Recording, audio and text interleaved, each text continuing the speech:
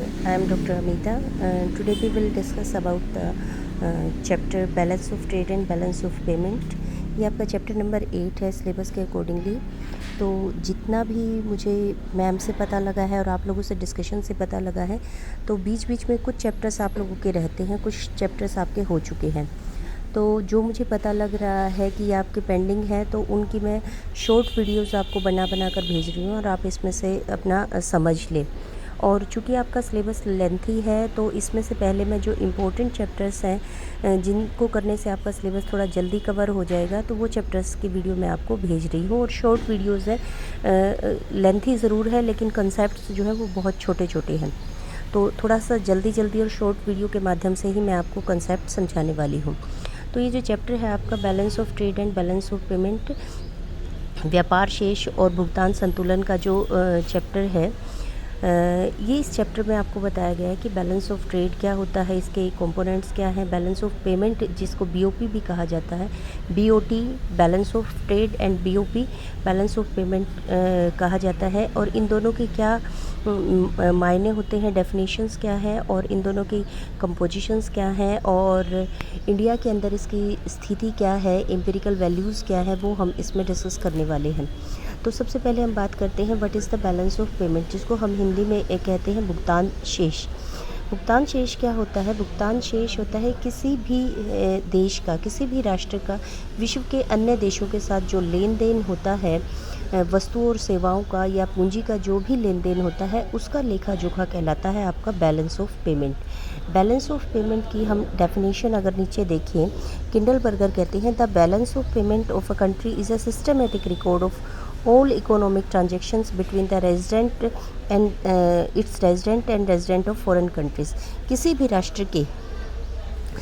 राष्ट्र के लोगों का विश्व के अन्य देशों के साथ, अन्य देश के लोगों के साथ पूंजी का, वस्तुओं का और सेवाओं का जो लेन देन होता है, उसका लेखा जोखा, उसका एक सिस्टमेटिक जो लेखा जोखा होता है, वो कहलाता है आपका balance of payment. Balance of payment के अगर हम भाग देखते हैं, तो इसके अंदर 3 चीज़ों का लेन देन होता है, एक आपका वस्तुओं का, एक आपका सेवाओं का, और तीसरा आपका पूंजी का।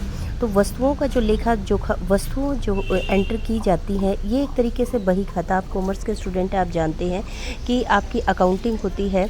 अकाउंटिंग के अंदर कैसे वस्तुओं का जो खरीदी जाती हैं और जो बेची जाती हैं, क्रेडिट और क्या कहते हैं डेबिट का आपकी एंट्री की जाती है। इसी तरीके से बैलेंस ऑफ पेमेंट भी जो है वो एक अकाउंटिंग बुक होती है, अकाउंट्स होता है जिसके अंदर वस्तु, सेवाओं और पूंजी तीनों की एंट्री की जाती है। तो जो वस्तुएं होती हैं उनको हम विजिबल आइटम्स कहते हैं। विजिबल आइटम्स यानी कि वो सभी वस्तुएं जिनको हम छू सकते हैं, जैसे पेन है, पेंसिल है, बेंच है, जो भी चीज़ें जिनको हम टेंजिबल आइटम, जिनको हम टच कर सकते हैं, उन सारी वस्तुओं की एंट्री उसके अंदर की जाती है। दूसरा, इसके अंदर इनविजिबल आइटम्स की एंट्री की जाती है। इनविजिबल आइटम्स होते हैं आपके सर्विस सेक्टर से रिलेटेड, जैसे आपने बैंकिंग सर्विसेज ली हैं, उसकी पेमेंट की है, आप बस में बैठकर इधर से उधर गए हैं, उसकी पेमेंट आपने की है। और देशों के बीच में किस तरीके से होती है कि मान लीजिए भारत ने अपना सामान अमेरिका में भेजा है और वो जहाज़ के थ्रू, भारत का जहाज़ था उसके थ्रू वो भेजा है, तो अमेरिका ने भारत की सर्विसेज हायर की हैं उस जहाज़ के माध्यम से अपना सामान लेके जाने की। तो वो जो किराया उस जहाज़ का दिया गया है, वो किराया आपका इनविजिबल आइटम्स का एक्सपोर्ट कहलाएगा और वो भारत की लेनदारियों के अंदर आएगा। तो इन आइटम्स की एंट्री जो होती है वो इनविजिबल आइटम्स की एंट्री कहलाती है, यानी कि जो सर्विस की का एक्सपोर्ट किया जाता है, सर्विसेज का, और इंपोर्ट किया जाता है, वो इनविजिबल आइटम्स के तहत आता है। उसके बाद तीसरी आती है कैपिटल ट्रांसफ़र। पूंजी का, दो देशों के बीच में अक्सर पूंजी का अंतरण होता है। पूंजी का अंतरण कहते हैं एक देश दूसरे देश के अंदर निवेश करता है। आपने नाम सुना होगा एफडीआई का, एफआईआई का। तो ये जो मदें होती हैं, आइटम्स होती हैं, ये आपकी कैपिटल आइटम्स के अंतर्गत आती हैं। इसके अंतर्गत क्या होता है कि जैसे एक देश के लोगों ने दूसरे देश के किसी कंपनी के शेयर खरीद लिए हैं, किसी कंपनी के अंदर पैसा लगा दिया है। रिलायंस ग्रुप ने मान लीजिए आपकी अमेरिका की किसी कंपनी के अंदर अपने पैसे लगा दिए हैं, या वहाँ पर इन्वेस्टमेंट कर दी है, या किसी कंपनी के शेयर्स खरीद लिए हैं, या वहाँ पर लोन दे दिया है किसी को, या भारत ने विदेशों से कोई लोन ले लिया है, तो पूंजी का जो लेन देन होता है उसकी एंट्री कैपिटल आइटम्स के अंतर्गत की जाती है, कैपिटल ट्रांसफर्स के अंतर्गत आती है। इसको डिटेल में इसके अंदर क्या क्या किस तरह की पूंजी की एंट्री होती है वो हम आगे देखेंगे। तो अब यहाँ पर बात आ जाती है बैलेंस ऑफ पेमेंट और बैलेंस ऑफ ट्रेड में। बैलेंस ऑफ पेमेंट क्या होता है? बैलेंस ऑफ पेमेंट होता है जिसमें विजिबल आइटम्स भी होती हैं, इनविजिबल आइटम्स भी होती हैं और कैपिटल ट्रांसफर्स भी होती है। तीनों जो आइटम्स की एंट्री की जाती है वो आपकी बैलेंस ऑफ पेमेंट कहलाती है। लेकिन इस बैलेंस ऑफ पेमेंट के अंदर जो ये सिर्फ विजिबल आइटम्स की एंट्री होती है, जो वस्तुओं का हम आयात और निर्यात करते हैं, सिर्फ उतनी एंट्रीज़ को हम क्या कहते हैं? बैलेंस ऑफ ट्रेड, व्यापार का लेखा जोखा कहते हैं, जहाँ सिर्फ हम टेंजिबल आइटम्स के एक्सपोर्ट और इंपोर्ट की बात करते हैं। तो बैलेंस ऑफ पेमेंट क्या होता है? सिस्टमेटिक रिकॉर्ड होता है, फिक्स टाइम पीरियड के लिए किया जाता है, कॉम्प्रिहेंसिव होता है। कॉम्प्रिहेंसिव का मतलब होता है कि इसमें बहुत सारी चीज़ें इंक्लूडेड होती हैं, विजिबल, इनविजिबल और कैपिटल ट्रांसफर्स। उसके बाद बात आती है इसके अंदर डबल एंट्री सिस्टम। जैसा कि आप कॉमर्स के स्टूडेंट हैं, आपने अकाउंटिंग की है, आप जानते हैं डबल एंट्री सिस्टम होता है। एक तरफ डेबिट लिखी जाती है, एक तरफ क्रेडिट लिखी जाती है। इधर वस्तु अगर गई है तो यहाँ पर वस्तु के बदले में आने वाली पूंजी का लेखा जोखा लिखा जाता है। तो ये आपका डबल एंट्री सिस्टम होता है। एक तरफ लेनदारियाँ लिखी जाती हैं, दूसरी तरफ देनदारियाँ लिखी जाती हैं, तो इसलिए इसको डबल एंट्री सिस्टम कहा जाता है। एडजस्टमेंट ऑफ डिफरेंसेस, जो डिफरेंसेस होती हैं उनकी एडजस्टमेंट लिखी जाती है। कैसे? मतलब जैसे अगर भारत ने निर्यात किया है और निर्यात उसने 100 रुपये का किया है और आयात उसने 110 रुपये का किया है, तो इसका मतलब क्या हो गया? जो आयात है वो 110 रुपये के हैं, निर्यात 100 रुपये के हैं, तो 10 रुपये का हमने वहाँ से आयात ज़्यादा कर लिया है, तो हमारी 10 रुपये की देनदारियाँ बन गई हैं। सामान मंगवाया है तो उसके 10 रुपये देने पड़ेंगे, तो वो खाते में एडजस्टमेंट आइटम के तौर पर लिखे जाएंगे कि वो एक तरीके से जो हमारी देनदारी बनती है वो हमने दूसरे देश से लोन ले लिया है, तो इसको हम एडजस्टमेंट आइटम्स के नाम से जानते हैं। और यही एक्चुअल में डिसाइड करता है कि किसी भी देश का जो भुगतान संतुलन है वो घाटे का है या लाभ का है। उसके बाद है इसमें ऑल आइटम, गवर्नमेंट और नॉन गवर्नमेंट सभी तरह की जो लेनदारियाँ और देनदारियाँ हैं उन सब की एंट्री की जाती है। इसके बाद आपको बैलेंस ऑफ पेमेंट को थोड़ा डिटेल में बताया गया है। जैसा कि मैंने आपको बताया था, बैलेंस ऑफ ट्रेड जो होता है सिर्फ दो देशों के बीच में जो वस्तुओं का, ना इसके अंदर पूंजी आती है ना इसके अंदर सेवाएं आती हैं, सिर्फ वस्तुओं का आयात और निर्यात किया जाता है। Value of export and import of physical goods, tangible items, visible items का जो एक्सपोर्ट इंपोर्ट किया जाता है वो कहलाता है आपका बैलेंस ऑफ ट्रेड। उसके बाद है proper record of all materials, goods exports and imported is kept with the help of the record of visible exports and import. Balance of trade is computed. Balance of trade में B of 3 kind. ये आपका balance of trade जो है 3 तरीके का होता है। ये बचत का भी हो सकता है, ये घाटे का भी हो सकता है।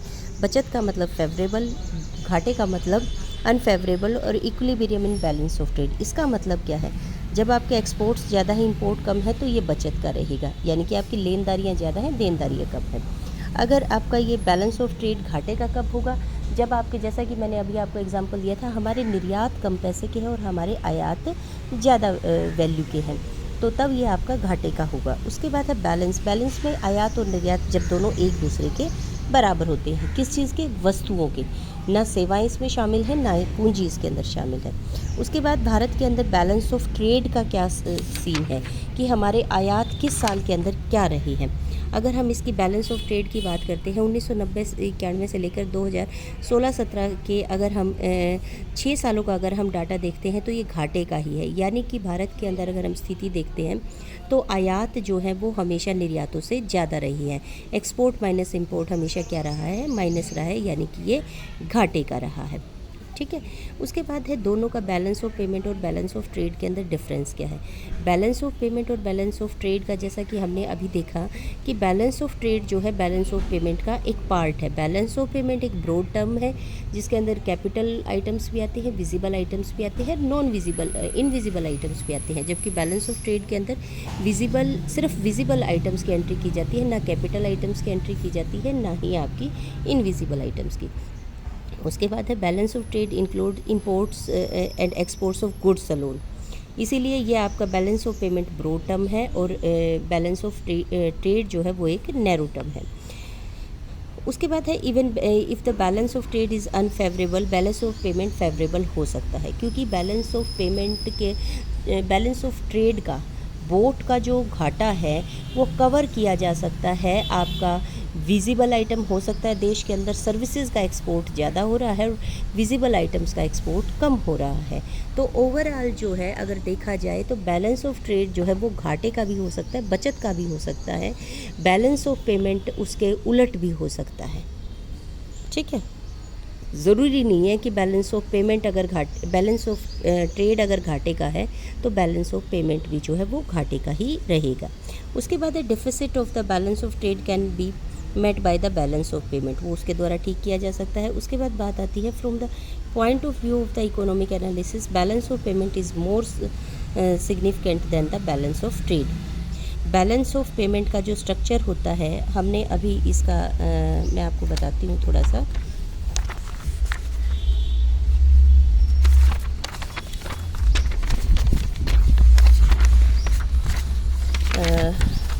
देखिए मैं आपको इसका एक स्ट्रक्चर बताती हूँ, रफ स्ट्रक्चर, उससे आपको ये पूरा क्लियर हो जाएगा। क्या होता है कि जब हम बैलेंस ऑफ पेमेंट को और बैलेंस ऑफ ट्रेड को समझते हैं तो एक टेबल को समझना हमें ज़रूरी है कि इसका डेमो हम स्ट्रक्चर बनाते हैं जिससे हम इसको समझ में पाएंगे। बैलेंस ऑफ पेमेंट को शॉर्ट फॉर्म में BOP कहा जाता है। इसके अंदर क्या होता है, इसके अंदर दो तरह की एंट्री की जाती है। एक यहाँ पर होती है क्रेडिट्स या हम इसको कह सकते हैं एसेट्स भी कह सकते हैं, जो लेनदारियाँ होती हैं, और दूसरी तरफ होती हैं लायबिलिटीज़, जो देनदारियाँ होती हैं। इसको हम बोलते हैं क्रेडिट्स को लेनदारियाँ जो प्राप्त करनी होती हैं, लेनदारी, और यहाँ पर होती है देनदारी। ठीक है, अब लेनदारी और देनदारी के अंदर हमारे क्या होते हैं, दो तरीके के अकाउंट होते हैं। एक आपका करंट अकाउंट होता है,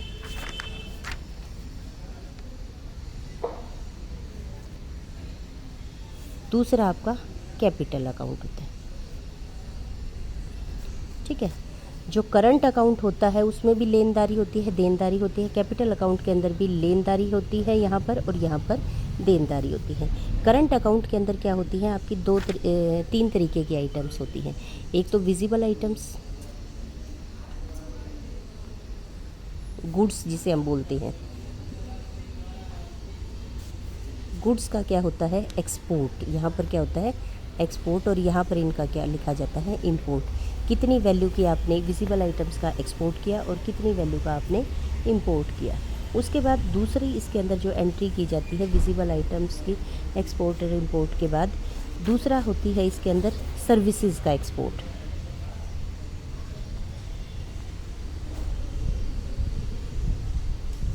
यहाँ पर सर्विसेज का इंपोर्ट। ठीक है, तीसरी यहाँ पर जो एंट्री की जाती है, जो ये करंट अकाउंट के अंदर होती है, चालू खाता जिसे कहा जाता है। तीसरा होता है यूनिलेटरल ट्रांसफर्स का एक्सपोर्ट, और यहाँ पर इनका इंपोर्ट, इन्हीं आइटम्स का। यूनिलेटरल ट्रांसफ़र्स कौन से होते हैं, जो एक देश के लोगों द्वारा दूसरे देश के लोगों को गिफ्ट दिए जाती हैं, मदद दी जाती हैं, जिसके बदले में कुछ नहीं आता, जो वन साइडेड होती है। कि आपने अमेरिका का राष्ट्रपति यहाँ घूमने के लिए आया, उसको आपने क्या कहते हैं 1 करोड़ रुपए की कोई गिफ्ट दे दी, तो वो आपका एक्सपोर्ट ऑफ यूनिलेटरल ट्रांसफ़र्स आ गए। और भारत के अंदर मान लीजिए कोई बाढ़ आ गई है, तो बिल गेट्स आया, उसने 100 करोड़ रुपए की कोई सहायता दे दी है, तो वो जो है आपकी इंपोर्ट ऑफ क्या कहते हैं, सॉरी, वो एक्सपोर्ट कहलाएगा, क्योंकि उससे हमारी लेनदारी है, और अगर हमने दिया है तो वो हमारी देनदारी है। तो अगर हम गिफ्ट देते हैं, मदद देते हैं, तो वो हमारी देनदारियों में आ जाता है। और जो हमारे देश के लोग प्राप्त करते हैं, ज़रूरी नहीं है ये गवर्नमेंटल हो, गवर्नमेंट के लिए ही हो, नॉन गवर्नमेंटल पीपल भी जो है प्राइवेट जो लेन देन होती है, ट्रांजेक्शन्स होते, सॉरी, जो गिफ्ट्स लिए दिए जाते हैं, उनकी एंट्री आपकी यूनिलेटरल ट्रांसफ़र्स में आती है। उसके बाद आती है कैपिटल पेमेंट्स। कैपिटल पेमेंट्स क्या होती हैं? कैपिटल अकाउंट के अंदर जो पूंजी का लेन देन होता है, जो आपकी एफडीआई का, हमारे देश के लोग विदेशों के अंदर पैसा निवेश करते हैं, वो तो आपका हमारी देनदारी हो जाती है। और अमेरिका के देशों ने भारत के अंदर जो निवेश किया है, फॉरेन डायरेक्ट इन्वेस्टमेंट, वो हमारी लेनदारी हो गई, ठीक है। इसी तरीके से एक एफआईआई होती है, उसके बाद डेप्ट होते हैं, आपकी जॉइंट वेंचर्स होते हैं। तो बहुत सारी तरह की सिर्फ पूंजी का लेन देन होता है। ये पूंजी का लेन देन किस लिए होता है कि एक देश के लोगों के द्वारा दूसरे देश के अंदर मुनाफे के लिए जो पूंजी का निवेश किया जाता है। जैसे हम अपने देश के अंदर शेयर खरीद लेते हैं, यदि हम यही शेयर दूसरे देश के अंदर खरीद लेते हैं, या फैक्ट्री अपने देश में लगाने की बजाय दूसरे देश में फैक्ट्री लगा लेते हैं मुनाफा कमाने के लिए, वो आपकी एफडीआई और एफआईआई के रूप में जाने जाते हैं, प्राइवेट इन्वेस्टमेंट्स होती हैं। तो जितनी भी तरह का पूंजी का लेन देन किया जाता है, वो सारा का सारा आपका कैपिटल अकाउंट के अंतर्गत आता है। तो जो करंट अकाउंट होता है, उसके अंदर आपका जो ये फर्स्ट आइटम होता है, विजिबल आइटम्स का एक्सपोर्ट और इंपोर्ट, ये क्या कहलाता है? ये बोट कहलाता है। ये इसका एक पार्ट होता है, और ये बोट जो है वो करंट अकाउंट के अंतर्गत आता है। तो बैलेंस ऑफ पेमेंट का जब हम अध्ययन करते हैं, तो टोटल ये एंट्री होती है, जो हमारी क्रेडिट होती है और जो हमारी डेबिट होती है, ये दोनों हमेशा बैलेंस में होती हैं। बैलेंस में क्यों होती हैं? कि मान लीजिए हमारा यहाँ पर 100 रुपये की तो लेनदारी है और 110 रुपये की हमारी देनदारी आती है, विजिबल आइटम्स की, सर्विस की और यूनिलेटरल ट्रांसफ़र्स की, ठीक है। तो हमारा ये करंट अकाउंट घाटे का हो गया -10 का। अब इसी तरीके से एफडीआई और एफआईआई रैंडमली चल रही है। मान लीजिए 200 रुपये का हमारे पास कैपिटल अकाउंट के अंदर एफडीआई है, एफआईआई है, अदर इन्वेस्टमेंट से ट्रांजैक्शन है, वो 200 रुपये की है। और जो हमारे देश के लोगों, हमारे देश से जो पैसा बाहर गया है, वो आपका है, आपका मान लीजिए 150, और 150 नहीं, इसको करो आप 195, इसको क्या करो आप 195 नहीं, 205 करो इसको, 205, ठीक है। तो हमारे देश से जो पैसा बाहर गया है, जो हमारी देनदारी है, वो 205 है, और जो हमारी लेनदारी है वो कितनी है? वो हमारी, सॉरी उल्टा लिख दिया इसको, 195, देनदारी कम लिखो, 195, ठीक है। ये 195 है, और ये आपकी 200 है, मतलब कि वहाँ से पैसा आया है 200 करोड़ रुपए, और जो यहाँ से पैसा वहाँ गया है वो आया है, वो हुआ है आपका 195 करोड़। तो अब अगर हम टोटल एग्रीगेट देखते हैं, तो हमारी कैपिटल अकाउंट और करंट अकाउंट दोनों की लेनदारियाँ जो हैं, जो हमें प्राप्त होगा वो है 300, और यहाँ पर कितना है 110 जमा में 195, ये हो गया आपका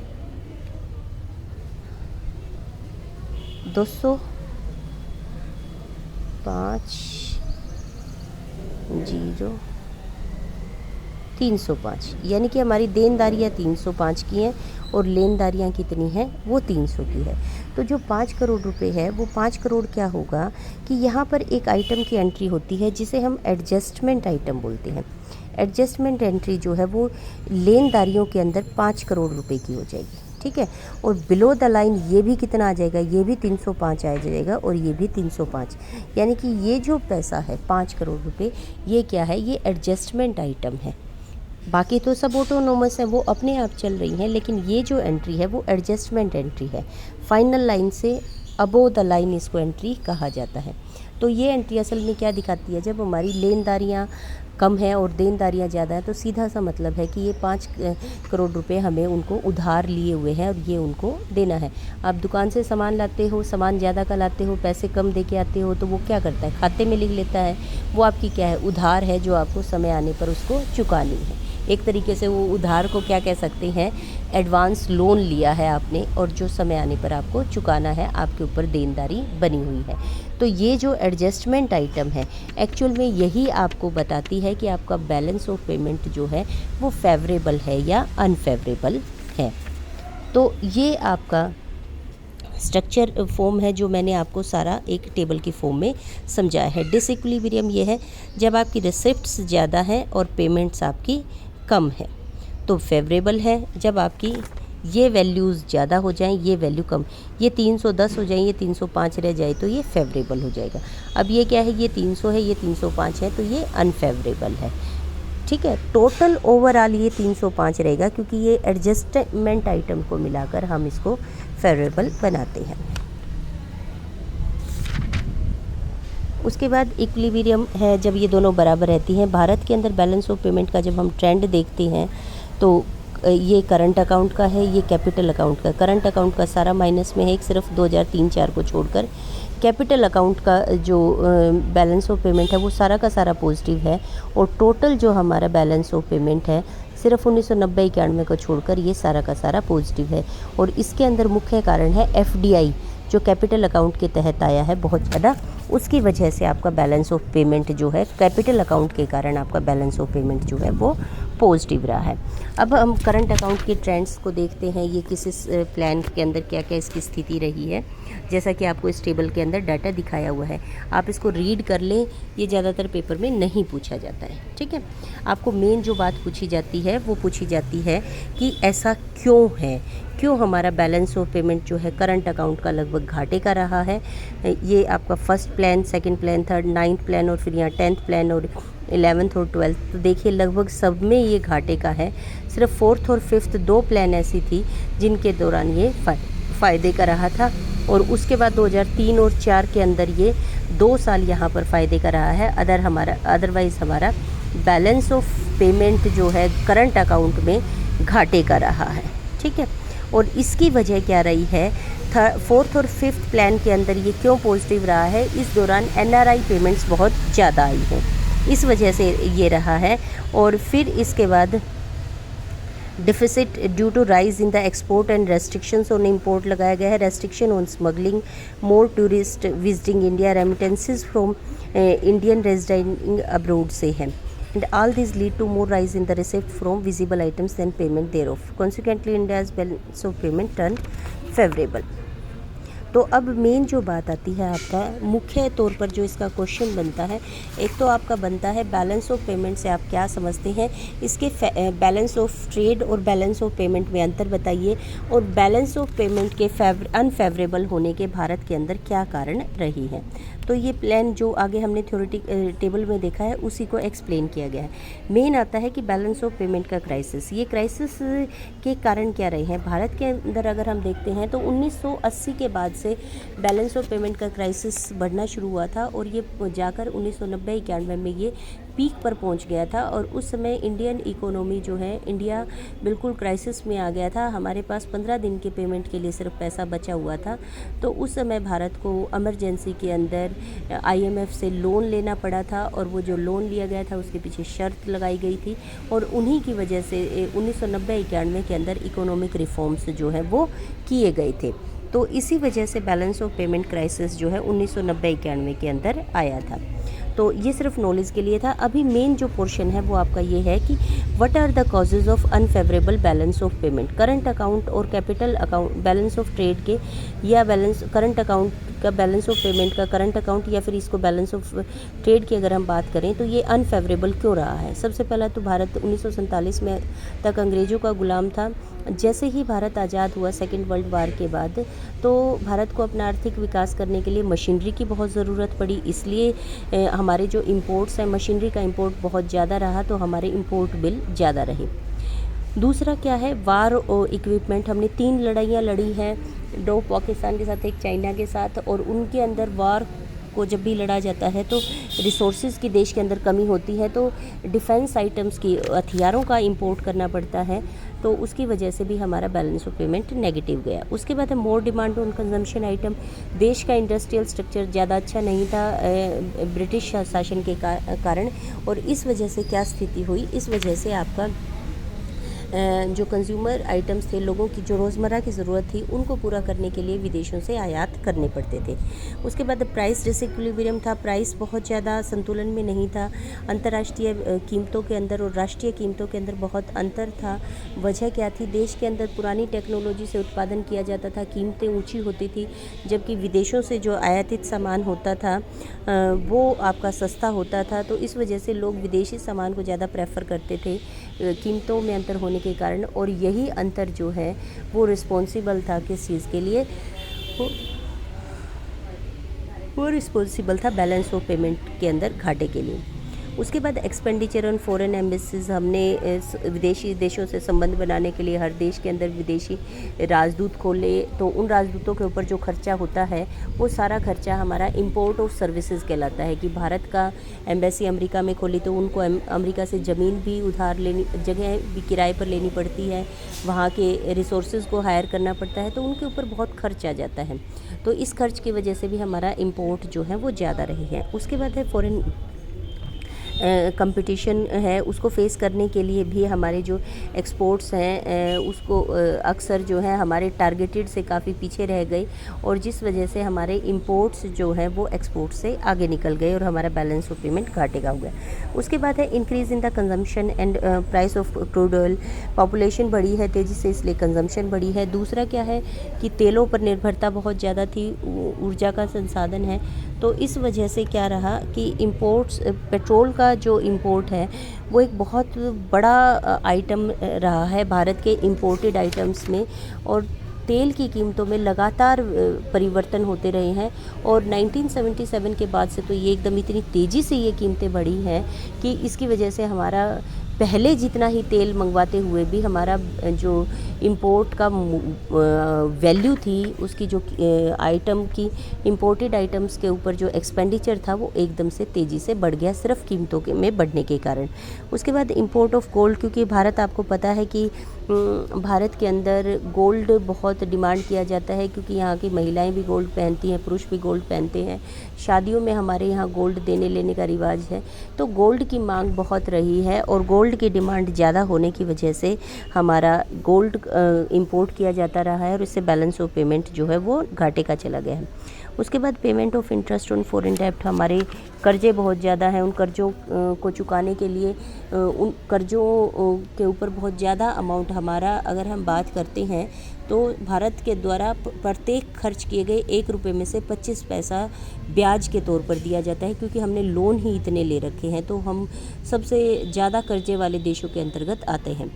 तो इसलिए भी कर्जे के रूप में जो पैसा, ब्याज के रूप में जो पैसा जाता है वो भी हमारी देनदारी बनती है, और उसकी वजह से हमारा बैलेंस ऑफ पेमेंट घाटे का बनता है। उसके बाद लेस ग्रोथ इन एक्सपोर्ट्स।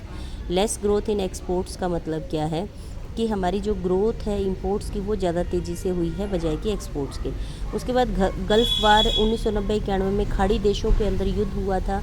खाड़ी देशों के अंदर युद्ध होने की वजह क्या थी कि यहाँ पर राजनीतिक कारणों से, और ये तेल को एक्सपोर्ट करने वाले देश हैं गल्फ़ कंट्रीज़ जिनको कहा जाता है, गल्फ़ खाड़ी है, खाड़ी देश इनको कहा जाता है।